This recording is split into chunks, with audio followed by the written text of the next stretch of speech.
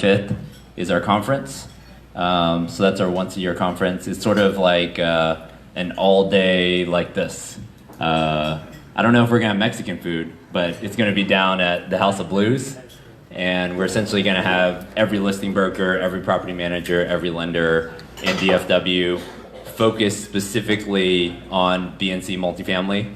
So a lot of conferences have, an hour, 45 minutes on BNC. Ours is the whole day. And so if you guys go to oldcapitalconference.com, that will have the link to register for that. So today we have two of my favorites, Brian, and do you go by George with J&T. And as we get a little deeper in this cycle, engineering and rehab was important, but it's becoming more and more important. And so we brought two of the best here, and I've got some questions that I put together, and then I got some questions as people were coming in. So we'll get started. So appreciate you guys coming out. So this one, so I want you to introduce your firm and what you guys do, but then I also want you to tell us your first car, make, model, and why that was your first car. Because I feel like that tells me so much more than a standard intro. So take it away. Hey, thanks. Hello? Hello? That's very loud. Hey guys, thanks James for the opportunity. Again, my name's Brian Amos. I'm with the Omni Group. And the Omni Group is actually three companies. Omni Assessments, where I do due diligence for properties, physical assessment. Omni Construction, we do general contracting work. And Omni Investments, where we invest in multifamily properties. And been a GC since 2002 when we got into single family. And in 2009, I went into multifamily. Been doing that ever since, never looked back. So I've been in multifamily for 10 years now. And we've done over 40,000 units of due diligence. So that's over $2 billion of property. That's a lot of properties over the last 10 years. And do some several $1 million a year in GC work as well. So my first car, so I had a baby blue Toyota Corolla. And why was that your car? Because it was a hand-me-down from my older brother. That's why. Dependable car, got me to work, to my cubicle in my engineering job. That's where I went, yeah.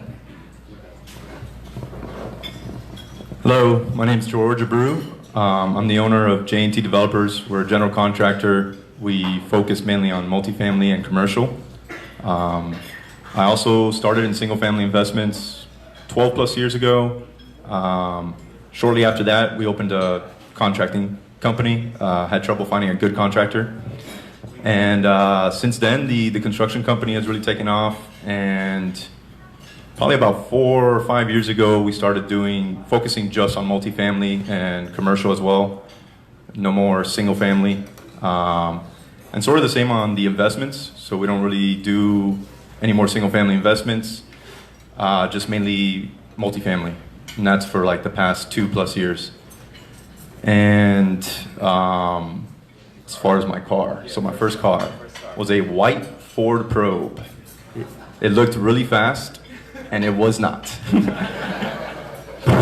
And the reason why is my uncle was a sales manager at a dealership, and he made me buy it.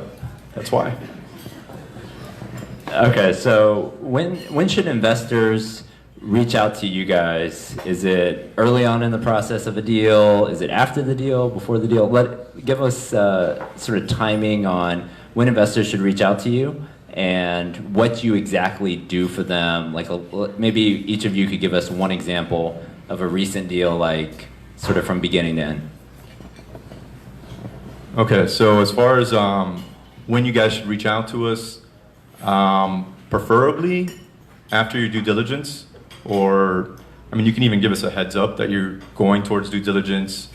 What that does is it helps us come in hopefully before you close. I know sometimes it's difficult with the sellers getting back in there after you do diligence, but that allows us to have a true scope of work and work with the investors to come up with that scope. We do run into a lot of times where a lot goes into closing these deals, and the renovation capex part of it kind of gets pushed over after the due diligence. But then what that does is it causes a big delay once you close to actually get started. So we like to be in that window before you close. What was the other question? An example. One example is we're building out 5 units in a apartment complex that was office space. So we came in pretty early on that. We helped with the plans and the design of it, and that allowed us to, once we got started, fly through it. So my company focuses on due diligence, and you engage me right after you have an assigned LOI. So you have an LOI, then you have your purchase and sale agreement, your PSA, and you generally have about a week to 2 weeks to negotiate that contract. And within that time, you can schedule my firm. When you sign that PSA, you have to give 48 hours notice for the residents. So when you sign it, say on Monday, we can come in on Wednesday and walk all the units, do all the top to bottom assessment of the physical aspects of the property. So that's a normal model. What we're doing and rolling out over the next few months is kind of going back in the process, because so many people come to me, well, I want to make an offer on this property and I don't know how much to offer. How much deferred renovation should I budget? Is the roof okay? Is the foundation okay? And so what we're moving toward is what we call the Omni report, which is a preliminary renovation estimate, so that you can give an idea. Now, these are generally done on a property tour, right? So you can't get the full scope that we would do in the full due diligence, and yet it gives you a range, so it's 50,000, not 150,000, right? So you ask when's the best to engage us? It's moving earlier and earlier in the timeline to kind of fit the market where we have to put hard money down day one. Example, I guess, from yesterday was a typical due diligence that we did for a client, and they had an accepted LOI and signed the contract over the weekend, and were able to get there on Monday and Tuesday. All right, we're just going to jump in right into some of these details, because I think a lot of people have walked properties, but you guys have walked a lot of properties, and then you guys actually do the work. So a lot of general partners, they sort of assign stuff to you, but so we're just going to start sort of top to bottom on an apartment. So George, if you want to, we're going to start at the roof. Is that as far as up? So George, maybe start off with the roof and give us some of that first. Yes, literally from the top to the bottom. Okay, for the roofing, I'm actually going to introduce you guys to Jonathan Sherwood. He's our president of our roofing division, and he can give you some knowledge on that. Thank you. Also got some samples. So I guess it's good to start with the roof when we're talking about these multifamily properties, and there's going to be a lot of repairs that are going on, but if we got a failing roof system, it's going to make it hard to make some of the other repairs on the exterior and the interior of the building. So we usually like to start from the top and work our way down. That's just kind of a rule of thumb for construction.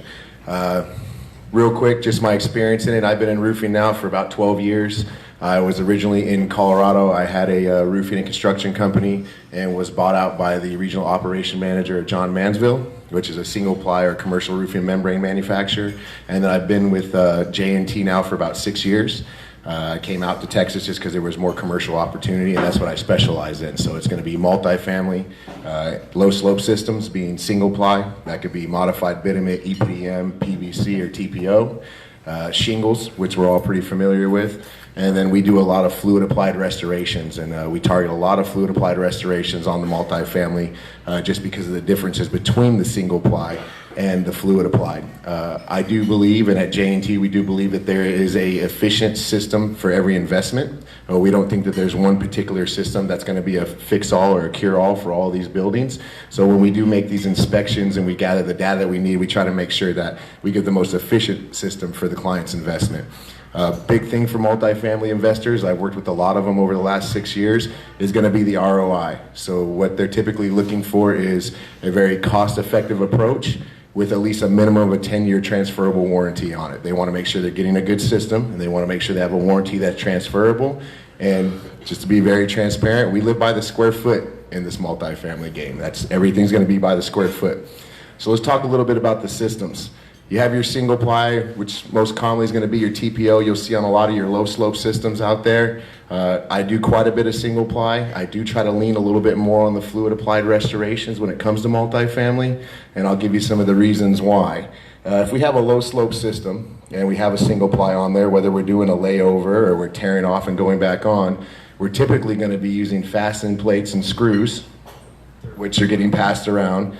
But basically what we're going to do is we're going to take a recovery board or an ISO insulation board or even like a fan fold type insulation, and we're going to lay it over the top of the roof, and we're going to drill holes and fasteners into your roof.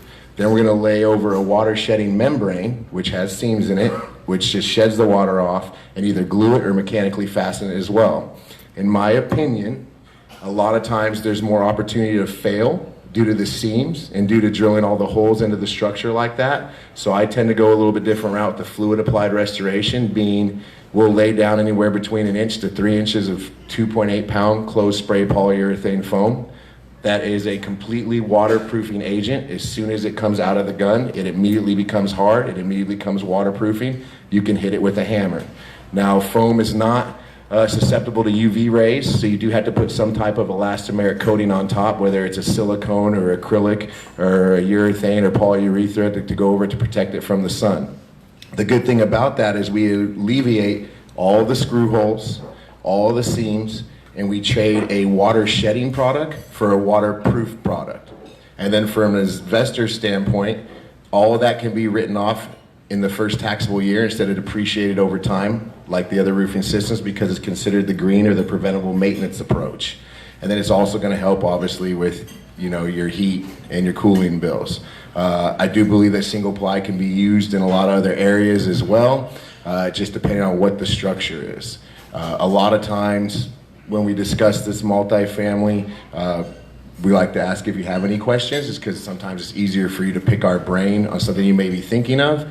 So is that something, does anybody have any questions on the roofing systems? Okay, questions at the end? Okay, so sorry about that. So what's being passed around now, the one that's going to be the state of Texas, inside the middle there is going to be your 2.8 pound closed spray polyurethane foam. On the top of it, you're going to see an elastomeric, which is going to be the rougher surface. And then at the very tip of Texas is going to be a slick surface, which is a silicone. And then you're also going to see some 60 mil TPO single ply being passed around, fastener plates, and then different types of recovery board. So you can use a ISO as a recovery board, you can use a Structo or a dense deck as a recovery board, all those with just different price points.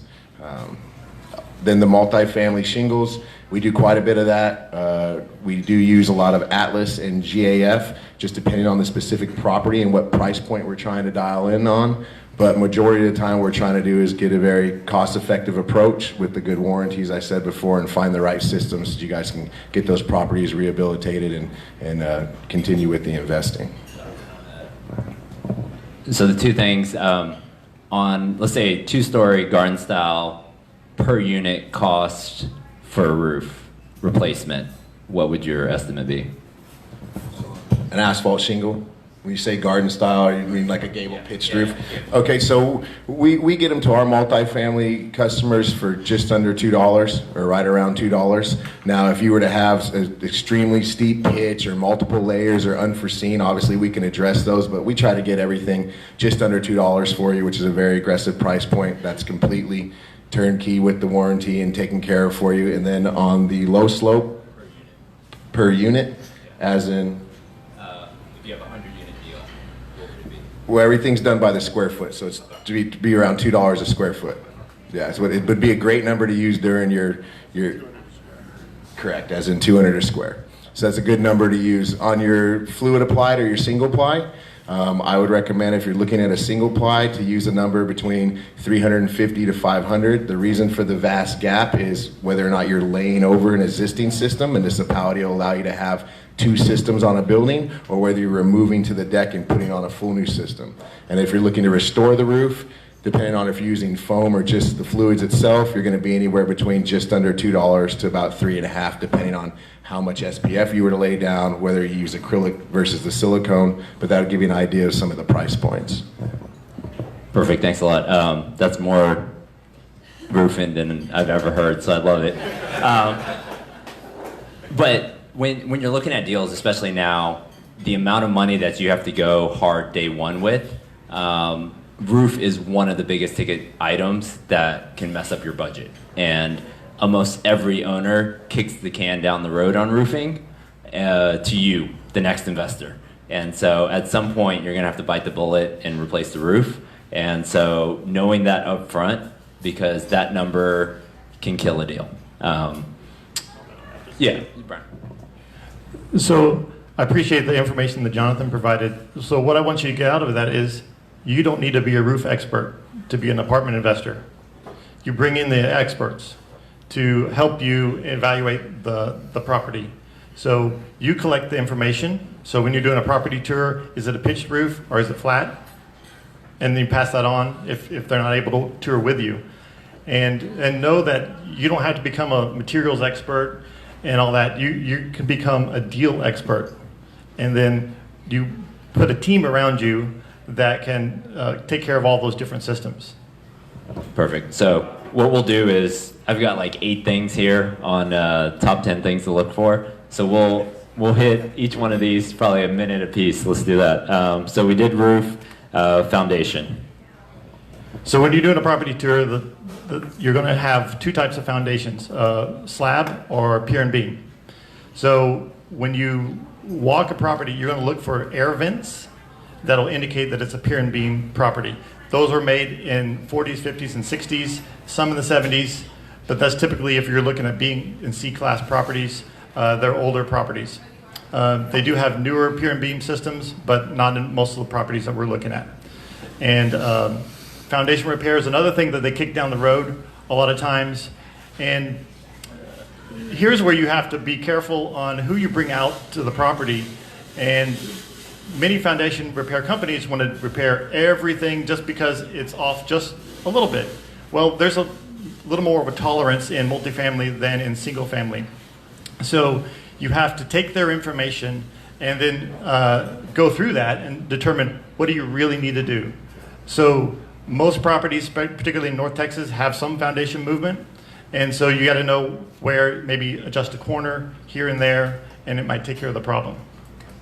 Say something on. Yeah.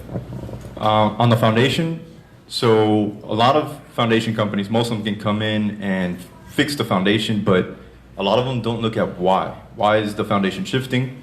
And a lot of times it's either drainage or you've got some slab leaks. So if they don't, if a foundation company is just telling you need this many piers and they're not telling you why, you've got to dig for that, or you got to bring in an expert for drainage, an engineer, and take care of that. If not, you're just going to lift it, and then it's going to end up shifting again. Sorry, what was the next? So next one we got sewer lines, our favorite. So actually, James wanted some visuals and handouts. So here's one that just shows you the difference between cast iron and PVC. When you're talking about your sewer lines, that's the big difference. If you've got cast iron, obviously ask the broker. But if you're on site, you can just try to look for a clean out. And if it's cast iron, then you have cast iron lines. Now, sometimes you may see a PVC clean out, and it could be that they just replaced that section. So you still got to dig a little bit more. And the issue is if you have cast iron, you most likely have some leaking going on. The question is, how bad is it? And you definitely want to have your lines scoped during due diligence. I think everybody 100% needs to do that. and make that part of their due diligence. You have something to add? So there's three types of sewer lines. There's PVC, which is used today, and then before early 80s, they used cast iron, and then before that, they used clay tile. So in some of your city mains, you'll see clay tile, or in the lines that go out to the main. So like through your property, from the last building goes out to the city main, you'll have clay tile, and they're in joints of 5 to 6 feet. So every one of those joints could have roots in the line. So that's something to be aware of. Definitely echo, you need to scope the sewer lines because you don't know what's underneath, and it could be a deal killer. So how do you do that though if you don't have access? So I estimate per building, about $500 per building to do a hydrojet. That's a rule of thumb. And then estimate for a couple of repairs, because it's generally going to have something that you need to do once you investigate further. But it is not something that you can do on a property tour or anytime before you have a signed PSA in most cases. Domestic hot water. So you got, this is the hot water that provides showers, baths, bath water, not for heating, right? So this is just for domestic hot water. You typically have individual hot water heaters or boiler systems in a mechanical room or boiler room. And so I try to get into those before we go on a contract, but a lot of times you can't. So newer properties have individual hot water heaters, and older ones typically have the boiler systems. And if you get access to the boiler room, you're looking for, is it hot? Is it putting off a lot of heat? Is it organized? Sometimes that tells me about how well the property is being run by how their mechanical room looks. You go in there and they got appliances and all kinds of garbage all over the place. You know they're not taking care of the property. So you as an investor, that's something to look at, and you got to peek in the mechanical room and the maintenance room. Same thing. I mean, I suggest 100% that you get those inspected by a professional during your due diligence. And just like Brian said, I mean, you want to go in there if you can during the property tour. At least take some good pictures and see, you can tell the different components, whether they look newer or not. Obviously ask a lot of questions and see what they've replaced recently. So yeah, HVAC, same thing, you either have individual or you have a mechanical room that's going to have, well, your chiller's going to be outside, but or one that services, depends how many units, depends on the size. You may have, 1 or 3 or more. Kind of the same concept. You want to take a look at it, see how it looks, how old is it, if you can take pictures of the serial numbers, if you can even see them, depending how old it is, and just get as much information as possible.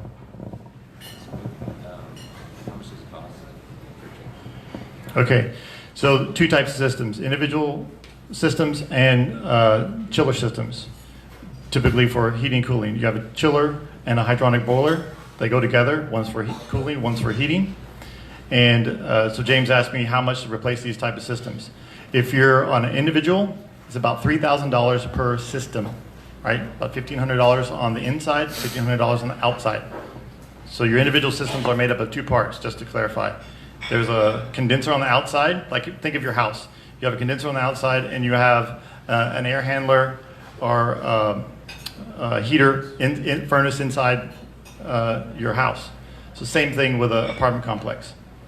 So both of those generally have to be replaced if you're upgrading from an older refrigerant, which most older properties are. Okay, so that's $3,000. And then for chiller system, it's 70. I just priced out like an 80-ton chiller is about $100,000. To change that out. 80-ton chiller will do about 70 to 80 units. You want about 1.2 tons per unit. All right, this is the last one we're going to hit is electrical, because I think some of these other stuff we know, but talk about electrical panels and also wiring. So you have 2 types of wiring. You have copper wiring, which most of us have today, and then aluminum wiring. So aluminum occurred in 1965 to 1971-72. They kind of faded it out. The copper wiring is what you want, right? This is what James wants, this is what the insurance company wants. But if you have aluminum wiring, what are the issues? So aluminum can actually break. It's very soft, and so when they work with the aluminum wire, it can have points where there's bent or separated. Those called sparks. Also, when aluminum oxidizes, because every metal oxidizes, you'll get green spots on it. Aluminum oxidizes, you have a green tint. And the difference between aluminum and copper is when copper oxidizes, there is no loss of current. It it transfers current. It conducts current. Aluminum, when it oxidizes, that green stuff that you see doesn't conduct current. So you have sparking. So you have sparks inside your walls, which is never a good thing, right?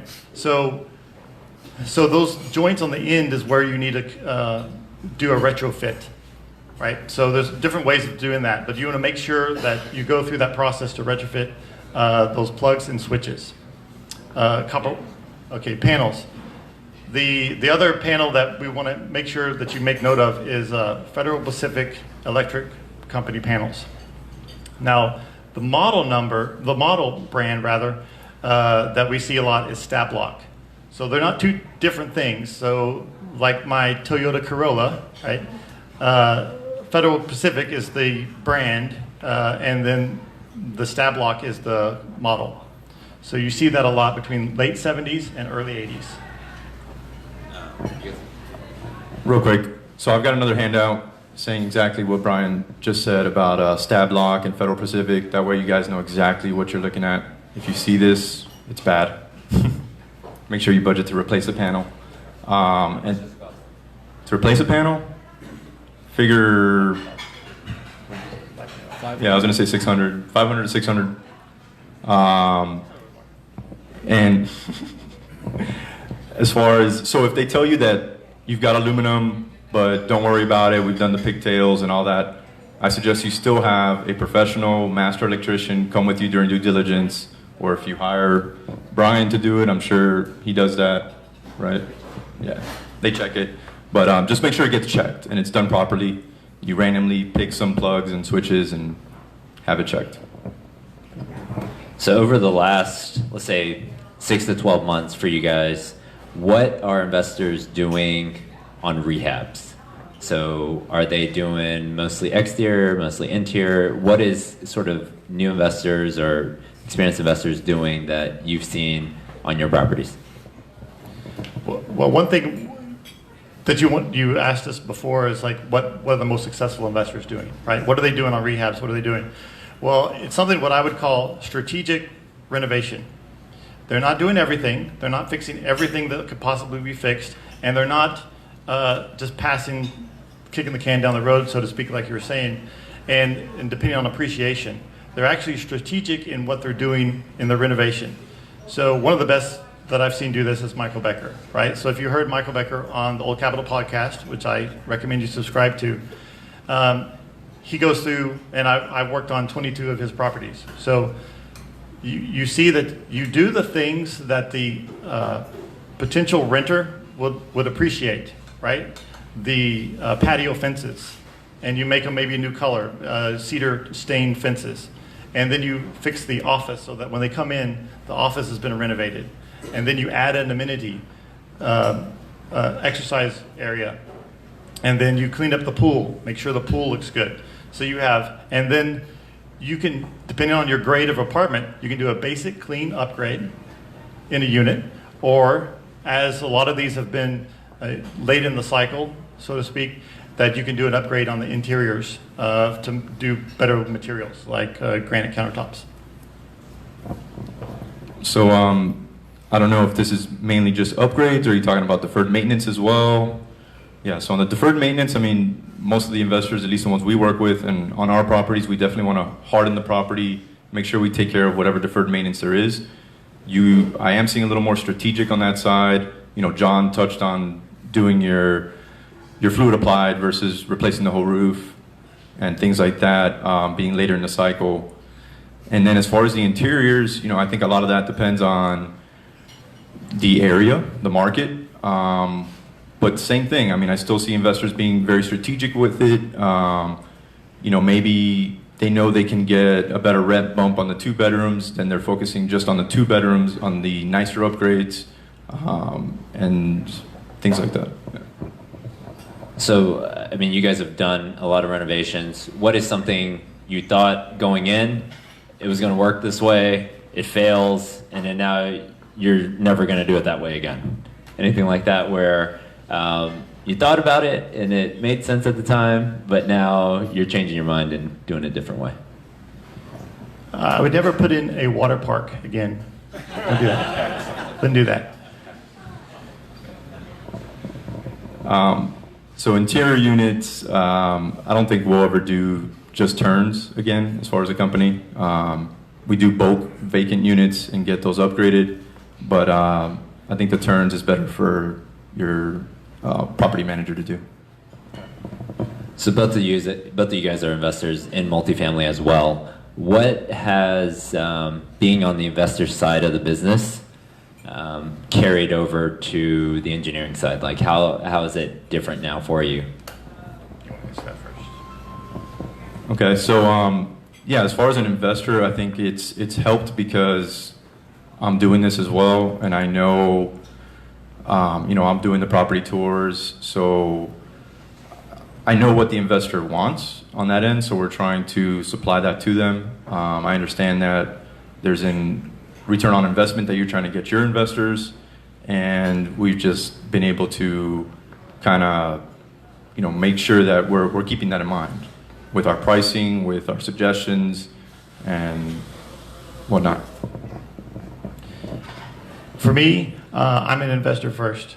So I was an investor in single family, now an investor in multifamily. So all my business path for due diligence and general contracting, now an investor, has been to be that investor. So the why I was in due diligence is so I could be a better investor. Why I do general contracting is so I can serve my clients and be a better investor. So that's our whole mindset. And so why people use me a lot for due diligence, because you can get so many things of information, right? How do you filter that? What really matters for your investment? So that's what we try to focus on. So what is some advice that you've given to first-time investors and they do not follow? They pay for items such as we mentioned HVAC. They pay it out of operations and don't put enough in capital expense. So, because that's a thing that a maintenance crew, they didn't raise equity for AC repair, right? So they take it out of operations. So that actually increases your maintenance cost and lowers your NOI when you should have done, just do 15 or 20 of those units and put it in the capital expense, goes below the line, your NOI goes up, it's a better investment. I know I kind of addressed this already, but spending time on the front end, just having a very clear scope of work, a business plan, so that it begins to get executed from day one.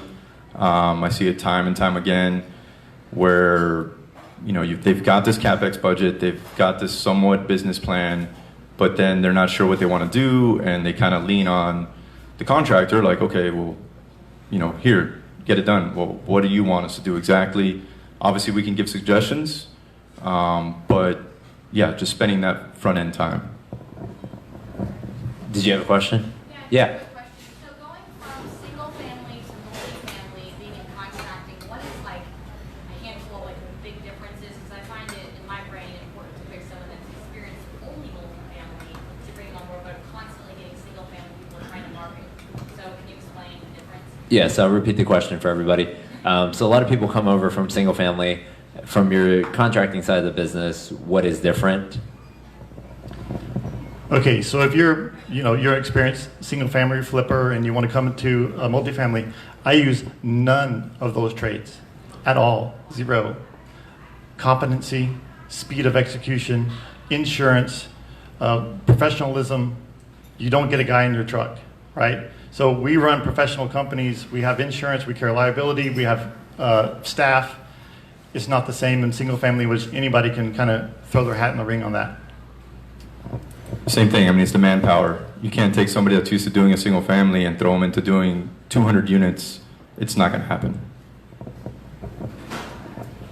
All right. If there's one habit that contributed to your success so far, what would that habit be? One, I do a lot of things, right? I do a lot of different activities, and really what I started doing last year is focusing on my goals and really where I wanted to go. And then in a few months later, that's when I got my first multifamily deal, right? Just last year. So really kind of filter out the noise and focus on what you want to do and your goals. I know.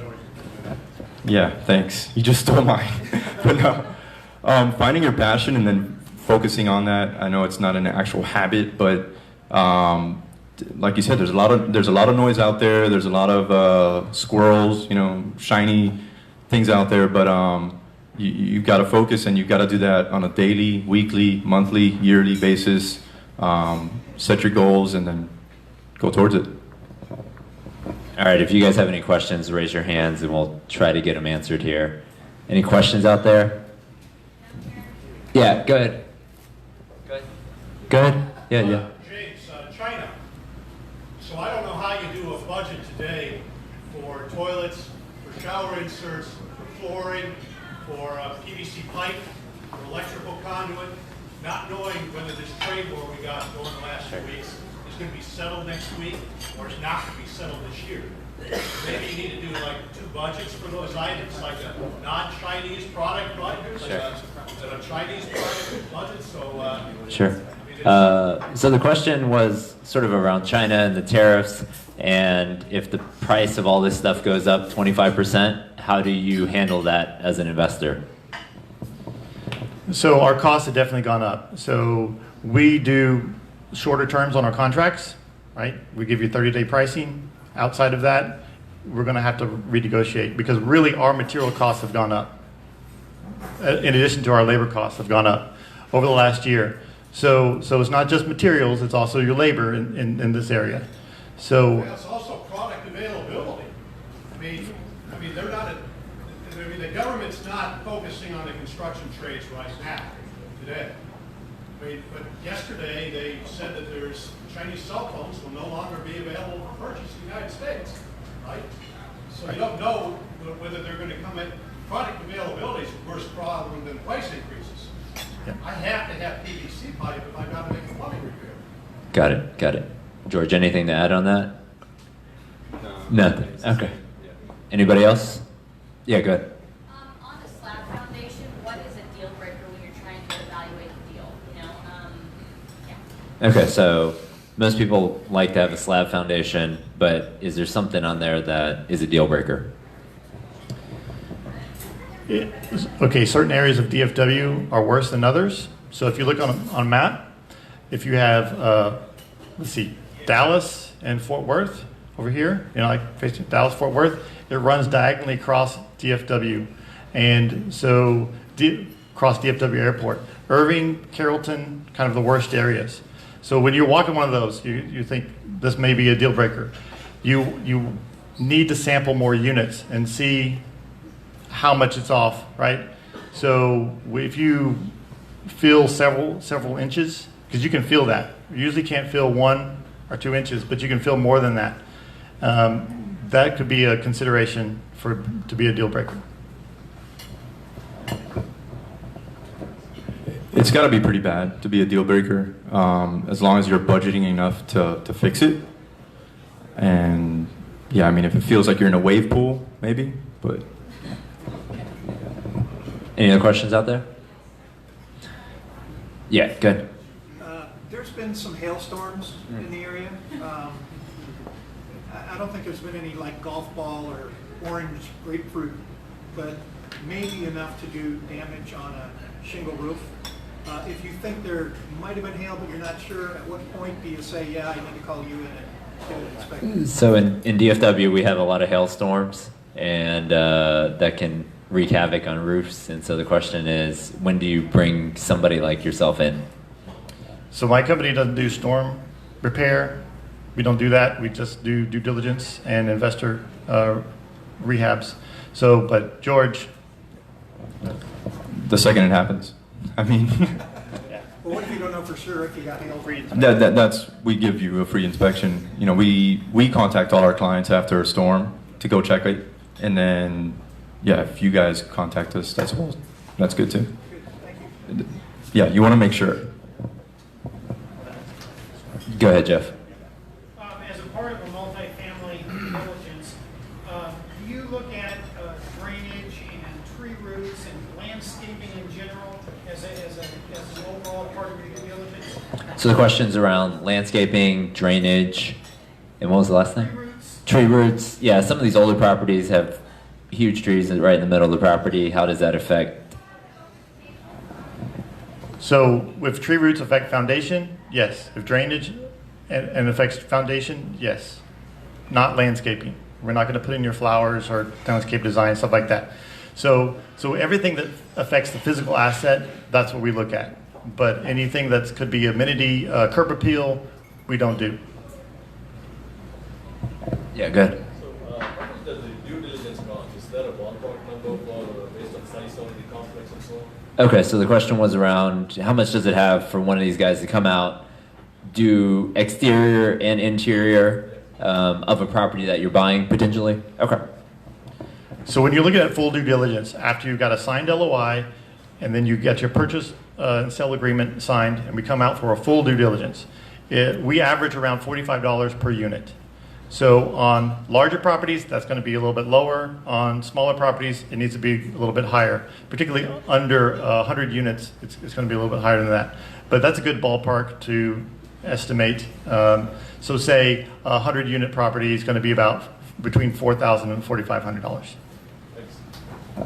And then you guys just started doing sort of the one-page, high-level. Let's say, so a lot of times a deal comes out from a listing broker, and you go toward the deal, you like the deal, but then you come to me, we say the numbers look this way on financing, but then my question to you is, what is your rehab budget? And so Brian has started putting together sort of 1-2 pages on deals that are on the market, and so maybe talk a little bit about that.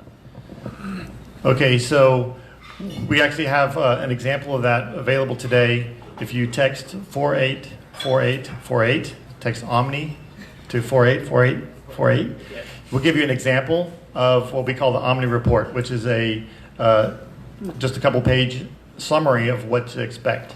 That runs $1,500 if it's a one-off. Okay, if we do more of those, the price comes down. So what we're looking to do is we have built relationships with brokers and other property owners that they're going to roll out their property.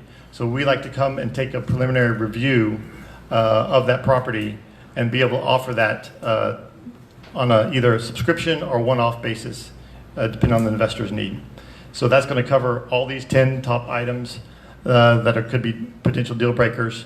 So again, that one-off is $1,500, and then we're looking to offer on a subscription basis. So you pay a monthly fee, and you get all of the deals that we were working on every month. That you can see that. That's for those serial investors that are always looking for the next deal.